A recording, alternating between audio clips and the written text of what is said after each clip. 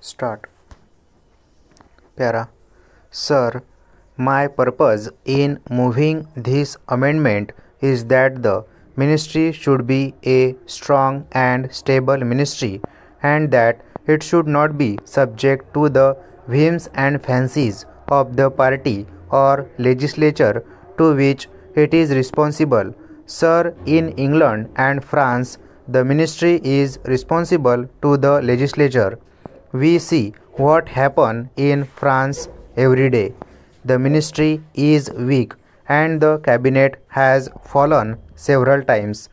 That always happens where there are more than two parties in the legislature, and therefore in India, which is so young in democracy, where the sense of responsibility is neither ingrained nor so well developed, we should have a strong and stable ministry which can initiate long range policies and be uninfluenced daily by the repercussions in its party. We do not want a repetition of what it is happening in France in our country. Sir, my experience of the last 10 years after the introduction of the Government of India Act of 1935 has been that in the provinces where the ministers are responsible to the legislature and are liable to fall on a vote of no confidence by their party or the provincial legislature, they cannot put forward any long range policies.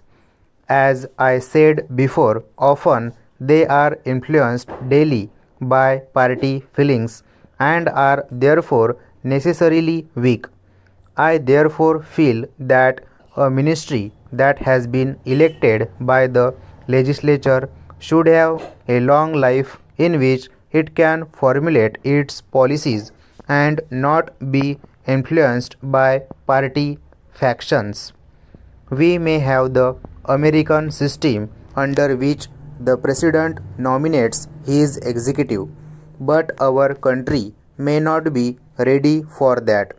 But the Swiss system under which the legislature elects the executive for a certain period during which it is irremovable is to my mind the best form of government for the provinces, because the ministers who have once been elected by the legislature cannot be removed by a vote of no confidence in it by the legislature. I feel therefore that the Swiss system is the best media that can be accepted by us in this country, keeping in view the political and other conditions that are prevailing here and will continue for a long time to come.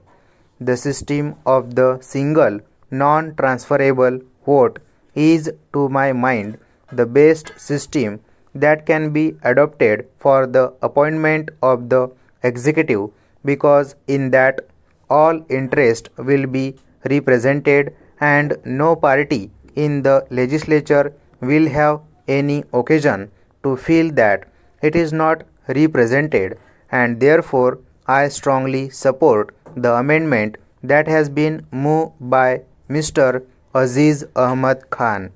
I also wish to point out that the best thing for a ministry is to have its life synchronous with the lifetime of the assembly so that it can be an irremovable executive. Stop.